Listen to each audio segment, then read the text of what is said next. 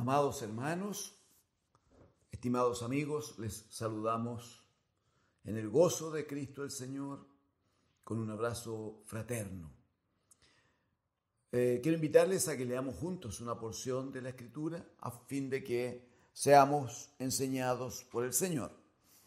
Por favor, Evangelio de Mateo, o como está dicho en la Biblia, San Mateo, capítulo 6, leamos. Les invito desde el versículo 5 y hasta el versículo 8.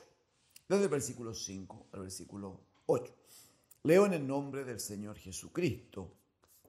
Y cuando ores, dijo el Señor, no seas como los hipócritas, porque ellos aman el orar en pie en las sinagogas y en las esquinas de las calles, para ser vistos de los hombres. De cierto digo que ya tienen su recompensa. Mas tú cuando ores, entra en tu aposento y cerrada la puerta, ora a tu Padre que está en secreto. Y tu Padre que ve en lo secreto te recompensará en público. Y orando, no uséis vanas repeticiones como los gentiles, que piensan que por su palabrería serán oídos. No os hagáis, pues, semejantes a ellos, porque vuestro Padre sabe de qué cosas tenéis necesidad antes que vosotros le pidáis. Amén. Amén al Señor.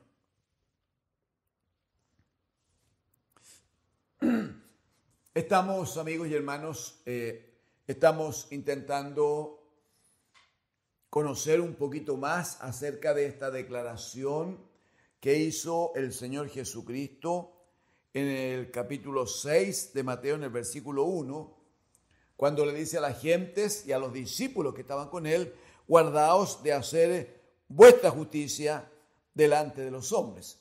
Guardaos, cuídense. No lo hagan. Ese es el llamado, ¿no? Guardaos de hacer vuestra justicia delante de los hombres para ser vistos de ellos. Si así lo hacen, dirá el Señor, entonces no tendréis recompensa de vuestro Padre que está en los cielos. No tendréis recompensa de vuestro Padre que está en los cielos. Entonces, primero enseñó cómo debía darse una limosna. Y lo central es que el Señor dice, y bueno, si das algo, que no sepa tu mano derecha lo que ha hecho tu mano izquierda. O sea, a ese nivel de quietud debe llevarse una obra de amor por algún necesitado. La segunda situación que examina el Señor, pero que está dentro del mismo principio. Cuidaos o guardaos de hacer vuestra propia justicia delante de los hombres. Bajo ese principio, lo vamos a ver ya ahora, el Señor se va a referir ya no en una relación de un hijo de Dios, un hermano, con otra persona, sea o no gentil, sino que va a ver cómo hace un hijo de Dios en el momento en que se acerca a Dios el Padre en tiempos de oración. ¿Cómo es que allí podría manifestarse esto de buscar su propia justicia y no buscar la justicia de Dios? Entonces, ¿cómo lo dice el Señor en el versículo 5? Cuando ores, dice, no seas. Observe que inmediatamente parte con una negación. No seas como los hipócritas, porque ellos aman el orar en pie en las sinagogas y en las esquinas de las calles, pero dice que tiene un propósito hacerlo de esta manera. Dice, para ser vistos de los hombres, para ser vistos de los hombres. De cierto digo que ya tienen su recompensa. Es interesante, hermano, porque la oración es, como sabemos, Seguramente usted lo sabe también. La oración no es una circunstancia, no es el cumplimiento de alguna disposición religiosa. La oración es, como dice el Señor en Lucas capítulo 18, la oración es una necesidad de que un hijo converse, se comunique, se relacione con su padre. La oración es una necesidad de dependencia entre un hombre limitado y el Dios todopoderoso que nos enseña que debemos mantener esa comunión. La oración es, de nuevo, mucho más que una exigencia religiosa.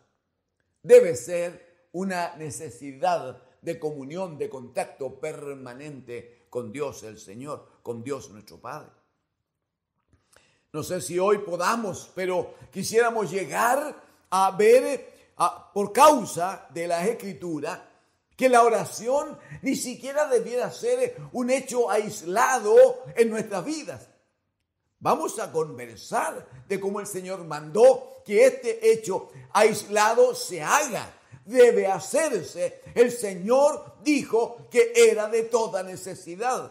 Pero lo que queremos decir hoy es que no solo esa forma de orar es la que Dios oye. Porque claramente cuando lo hacemos de esta manera, claramente cuando venimos al Señor y buscamos un tiempo, un lugar, un espacio, nos apartamos para orar al Señor. Eso está bien, diríamos muy bien. Pero la pregunta es, si la oración es una necesidad, ¿basta con eso? ¿Se cubre toda la necesidad? Si yo soy hijo y quiero estar ligado con mi padre, ¿basta con que me aparte un momento, no más? ¿O debo mantener esa comunión con Dios durante las 24 horas del día? Si la oración es una interdependencia, más que una dependencia de nosotros y Dios, la pregunta es, ¿en qué momento del día yo dependo? ¿En qué momento del día le necesito? ¿O debo estar afirmado en Él, aleluya, afirmado en Él las 24 horas del día?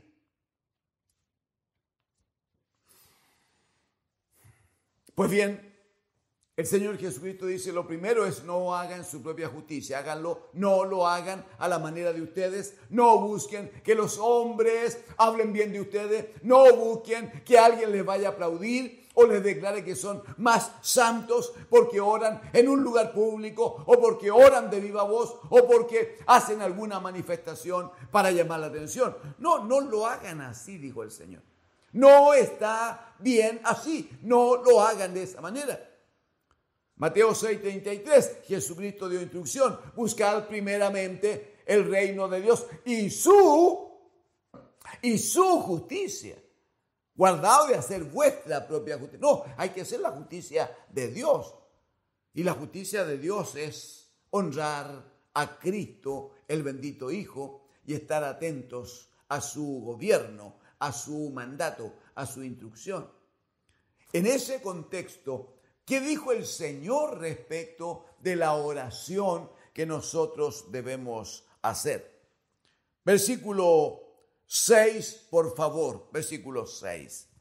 Dice, más tú, ese más tú es a diferencia de los hipócritas, como le llamó el Señor en el versículo 5. Más tú, dice, cuando ores, entra en tu aposento y cerrada la puerta, ora a tu Padre que está en secreto, y tu Padre que ve en lo secreto te recompensará en público. Interesante, este versículo es muy determinante, muy determinante. El Señor está haciendo ni siquiera una referencia, sino que dando una instrucción específica, puntual. Y dice que la oración debe ser una acción premeditada. Debe ser una decisión, dice. Dice que la oración tiene que pasar primero por esta necesidad de que hablábamos. Debe pasar primero por tomar algunas medidas que me den garantía de que la oración va a ser oída. Y en el versículo 6 entonces, cuando dice, bueno, entra a tu aposento, entra a tu pieza, cierra la puerta. No, eso es para que nadie te estorbe, nadie te interrumpa, nadie te moleste. En estos tiempos donde existen estos aparatitos, estos celulares y otras cosas, y existe la televisión, y existe el cable, y existe los computadores, y existe tanta de esta cosa. Claramente un hijo de Dios que quiere obedecer a Cristo como Señor, nunca entraría a su aposento a orar y mantendría el celular encendido, el computador funcionando, internet ahí recibiendo todo tipo de informaciones. Nunca la televisión encendida, aunque fuera sin volumen. Nunca un hijo de Dios, nunca lo haría, porque si usted observa, el Señor Jesucristo al finalizar el verso 6 dice, y tu Padre que ve en lo... Ahí está, ¿ve? Tu Padre que ve en lo secreto.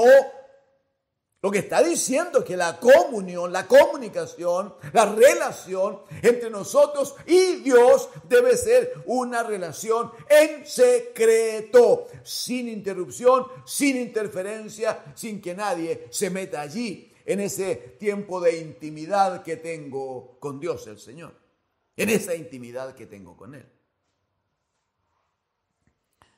Muy bien, pero lo de fondo del versículo 6, lo de fondo es cuando el Señor Jesucristo dice, cerrada la puerta, dice, en la segunda línea, ora, dice, a tu Padre, que está en secreto. Y tu Padre, que ve en lo secreto, te recompensará en público. Observe, por favor, que Jesucristo le está sacando, a ver si lo podemos explicar así, está sacando la oración dentro de un contexto religioso.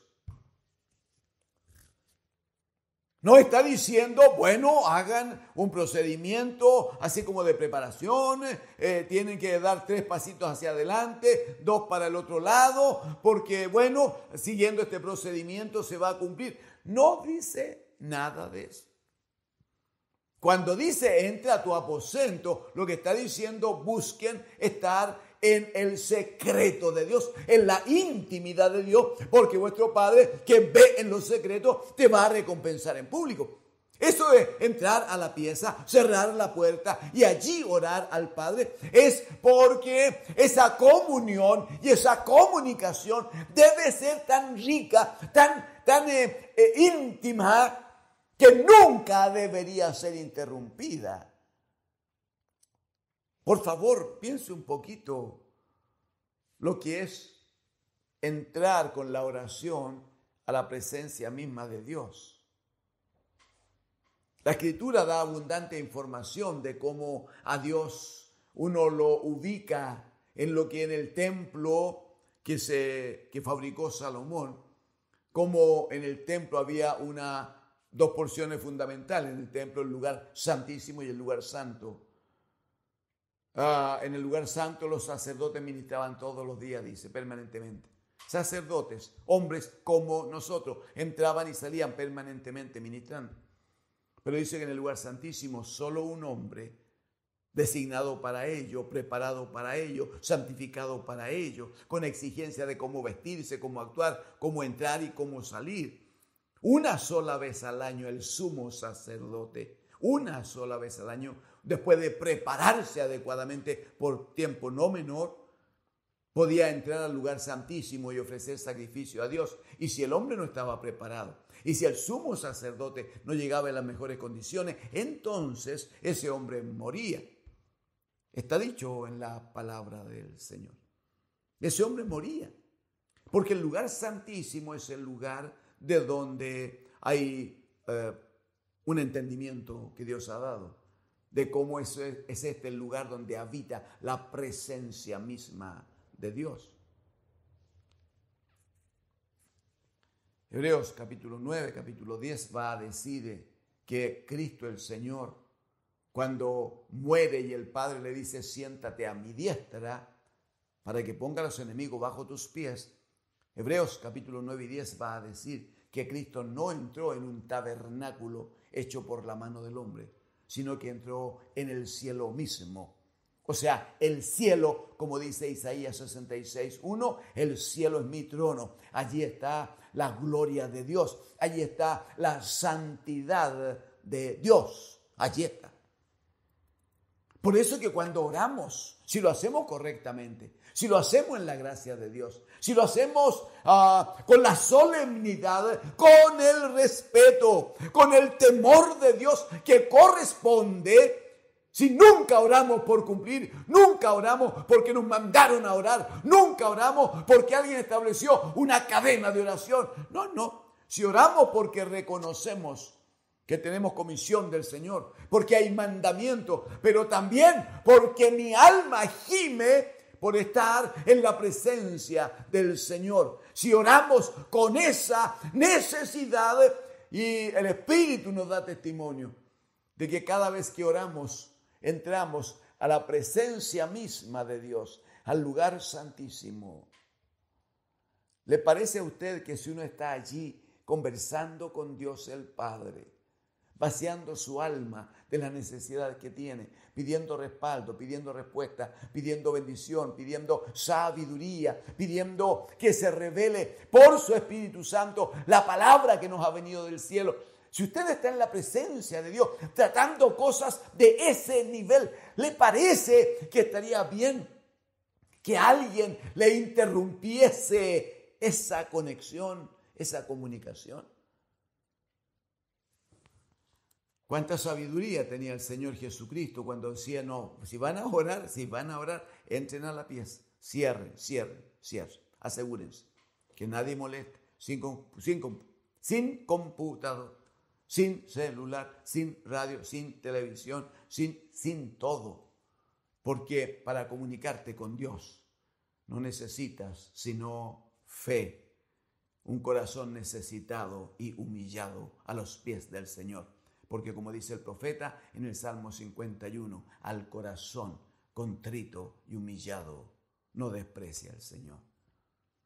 Pues bien, como decíamos en el versículo número 6, Jesucristo declara una verdad tremenda, terrible.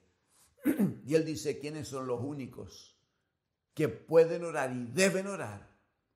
Y son los únicos a los cuales se les garantiza que van a tener respuesta en su oración. ¿Quiénes son los únicos? Mire cómo dijo Él. En la segunda línea del versículo 6, dice, ora a tu... ahí está. Dice, ora a tu Padre que está en secreto. Y sigue, y tu Padre que ve en los secretos te recompensará en público. O sea, ¿uno ora a Dios? No hay duda que sí. Claro que sí. Pero ¿quién se comunica con Dios? Si uno, la misma afirmación del Señor Jesucristo la hace en el sentido inverso y primero declara lo que el Señor declaró en segundo lugar, cuando dice, y tu Padre, que ve en los secretos te recompensará en público. Tu Padre que ve en los secretos te recompensará. ¿A quiénes recompensa? El Padre. ¿A quienes le da respuesta? ¿A quienes atiende? ¿A cualesquiera? O dice con claridad, y tu Padre. Perdón, permítame una explicación absolutamente obvia, ruego me perdone, por favor. Pero pudiera ser que le sirva a alguien. Cuando dice, y tu Padre que ve en lo secreto te recompensará en público. Si Él es mi Padre, ¿qué soy yo de Él? Mire qué obvio.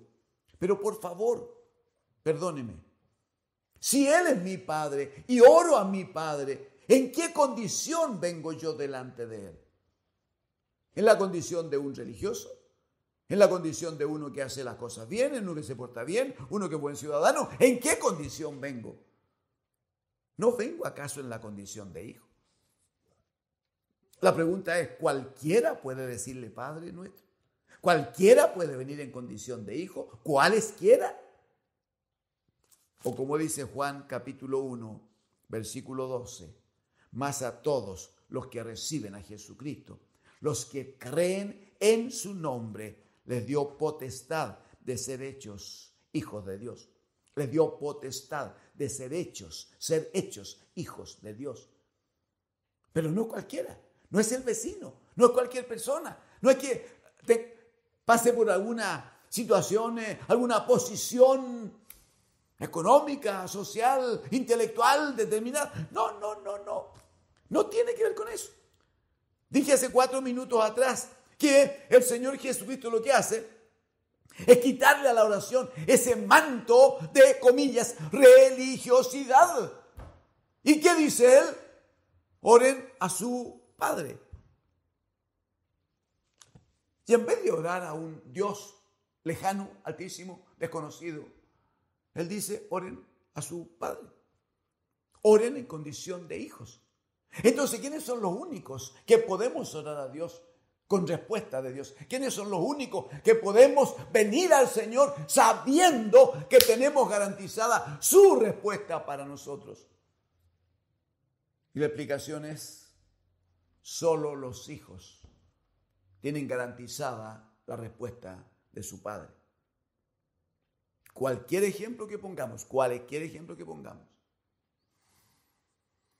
a comienzo de año, a comienzo de cada año, los niños necesitan comprar una larga lista de útiles escolares que incluye uniformes, zapatos, una inversión no menor, amigos y hermanos, una gran inversión.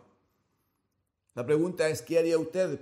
Perdóneme el planteamiento. ¿Qué haría usted si viene el niño del vecino y el niño de más allá y el niño de la vuelta, llegan a su pieza, a su puerta, a la puerta de su casa, tocan la puerta y le dicen, mira, aquí tengo la lista de uniforme y de cuaderno y de otra cosa, además un bolso o una mochila también, aquí está la lista, necesito que me la compre porque tengo que ir a clase pronto?